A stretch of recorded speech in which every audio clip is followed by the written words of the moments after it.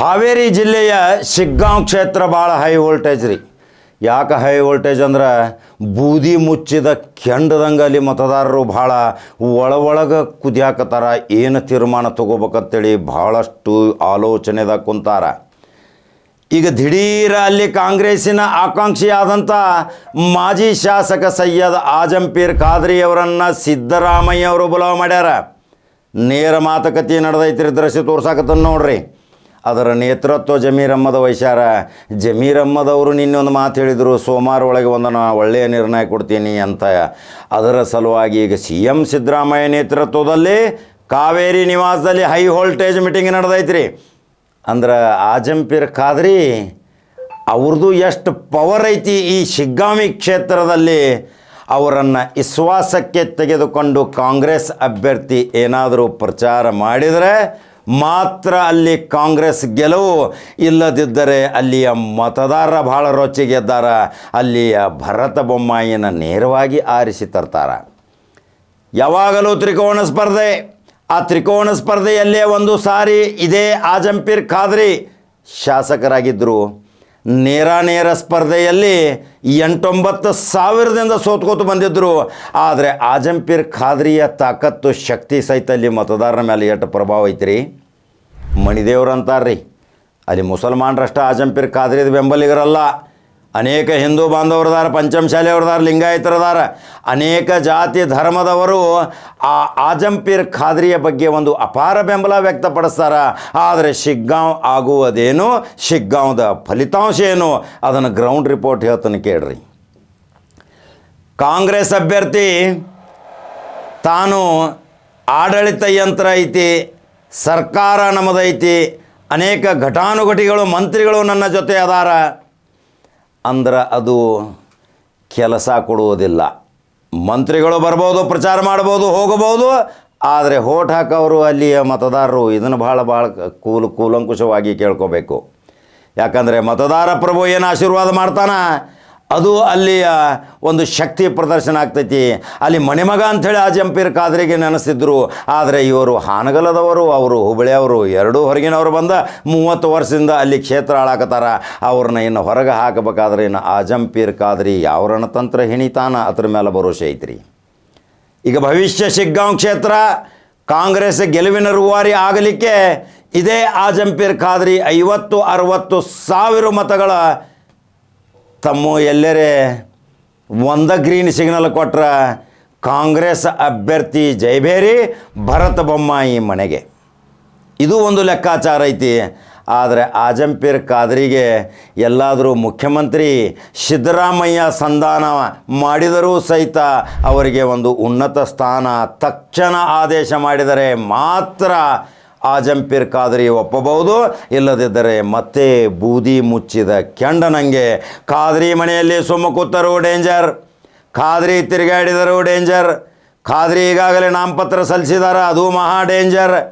ಇವೆಲ್ಲ danger ಲೈನ್ಗಳು, dead ಲೈನ್ಗಳು. ಇದು ಕಾಂಗ್ರೆಸ್ಗೆ ಒಂದು ಸಂಕೇತ ಆಗತೈತಿ. ಕಾಂಗ್ರೆಸ್ಸಿನ ಹೈಕಮಾಂಡ್ಗೂ ಒಂದು ಎಚ್ಚರಿಕೆ ಆಗತೈತಿ. ಯಾಕಂದರೆ ಅಲ್ಲಿ ಭೂತ ಮಟ್ಟದಲ್ಲಿ ಕಾರ್ಯನಿರ್ವಹಿಸಿದಂಥ 241 ಭೂತ ಮಟ್ಟದಲ್ಲಿ ಪ್ರತಿಯೊಬ್ಬರನ್ನು ಹೆಸರು ಕರೆದು ಮಾತನಾಡಿಸುವಂಥ ಶಕ್ತಿ ಸೈಯದ್ ಆಜಂಪೀರ್ ಖಾದ್ರಿಗೆ ಐತಿ. ಆದರೆ ಈಗ ಹೈಕಮಾಂಡ್, ಗೌರ್ಮೆಂಟು, ಸರ್ಕಾರ, ಆಡಳಿತ ಯಂತ್ರ ಎಲ್ಲವೂ ಇರುವಾಗ ಈಗ ಅಲ್ಲಿರುವ ಕಾಂಗ್ರೆಸ್ ಅಭ್ಯರ್ಥಿ ಜಯದ ನಗುವಿನ ಗೆಲುವು ಬೀರಬೇಕಾದ್ರೆ ತಕ್ಷಣ ಈ ಖಾದ್ರಿನನ್ನು ಒಳಗಡೆ ತೆಗೆದುಕೊಳ್ಳಬೇಕು, ಸಂಧಾನ ಮಾಡ್ಕೋಬೇಕು. ಭಾರತೀಯ ಜನತಾ ಪಕ್ಷ ಸೋಲಿಸುವ ಉದ್ದೇಶ ಇದ್ದರೆ ಮಾತ್ರ ಈ ಖಾದ್ರಿಯವ್ರನ್ನ ತೆಗೆದುಕೊಳ್ಳಬೇಕು. ಖಾದ್ರಿ ನಾಮಪತ್ರ ಹಿಂಪಡೆಯುವಂತೆ ಮನವೊಲಿಕೆ ಸಕ್ಸಸ್. ಖಾದ್ರಿಯವರು ನಾಮಪತ್ರ ಹಿಂತೆಗೆದುಕೊಳ್ಳುವಂತೆ ಮನವೊಲಿಸಿದ ಸಿದ್ದರಾಮಯ್ಯ ಬೈ ಚಾನ್ಸ್ ಏನಾದರೂ ಸೋಮವಾರ ನಾಮಪತ್ರ ಹಿಂತೆಗೆದುಕೊಂಡರೆ ಖಾದ್ರಿಯವರು ಇನ್ನು ಕಾಂಗ್ರೆಸ್ ನಗುವಿನ ಗೆಲುವು. ಇನ್ನು ಅಲ್ಲಿ ಕಾಂಗ್ರೆಸ್ ಅಭ್ಯರ್ಥಿಗೆ ಒಂದು ಬಿಗ್ ಟಾನಿಕ್ ಆಗಿ ಆಜಂಪೀರ್ ಖಾದ್ರಿಯಲ್ಲಿ ಕಾರ್ಯನಿರ್ವಹಿಸಿದರೆ ಈಗ ಸಿದ್ದರಾಮಯ್ಯವರು ಮಾತ್ರ ಮನ ಒಲಿಸಿದಾರ. ಇನ್ನು ಕಾದು ನೋಡಬೇಕು ಯಾವ ತಿರುವು ಪಡಿತೈತಿ.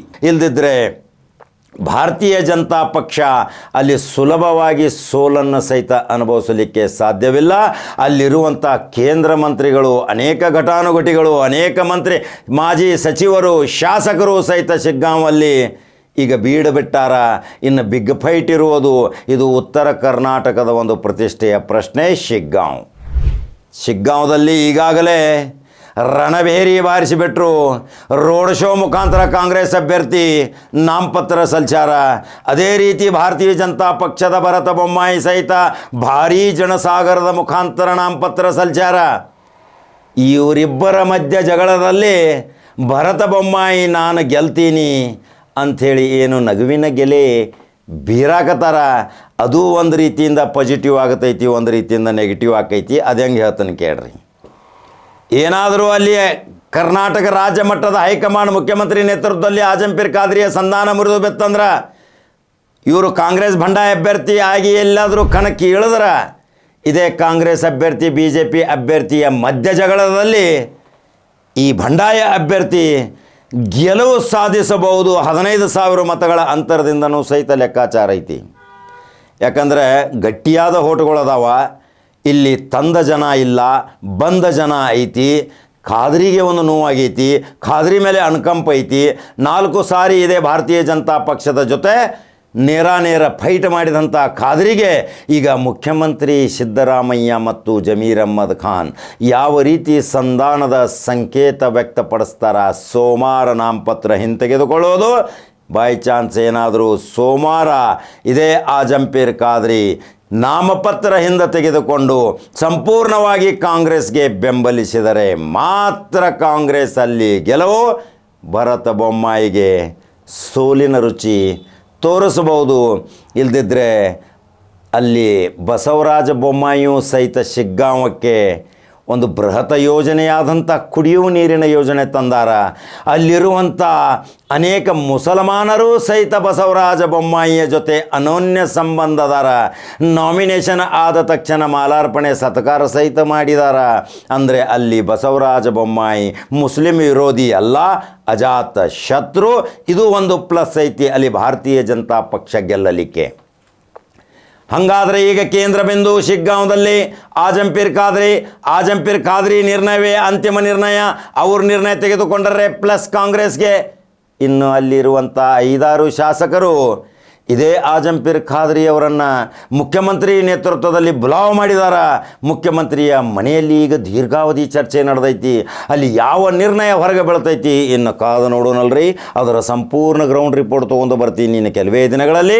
ಶಿಗ್ಗಾಂವದ 50-60 ಸಾವಿರ ಖಾದ್ರಿ ಬೆಂಬಲಿಗರು ಬಹಳಷ್ಟು ರೊಚ್ಚಿಗೆದ್ದರ, ಆಕ್ರೋಶ ವ್ಯಕ್ತಪಡಿಸಾರ. ಆ ಮತದ ಶಕ್ತಿ ಆ ಬಟನದಲ್ಲಿ ಹೆಂಗೆ ಹೊಡಿತಾರ ಇನ್ನು ಕಾದು ನೋಡ್ಬೇಕಲ್ರಿ.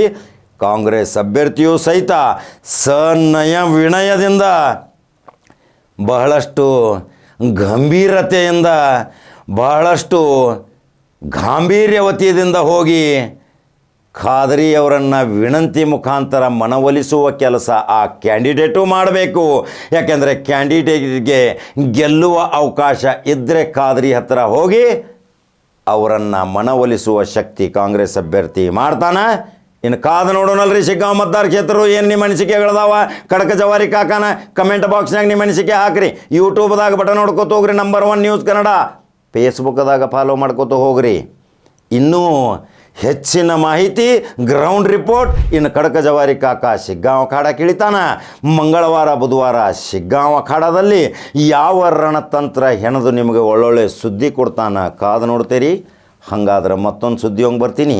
ನಮಸ್ಕಾರ.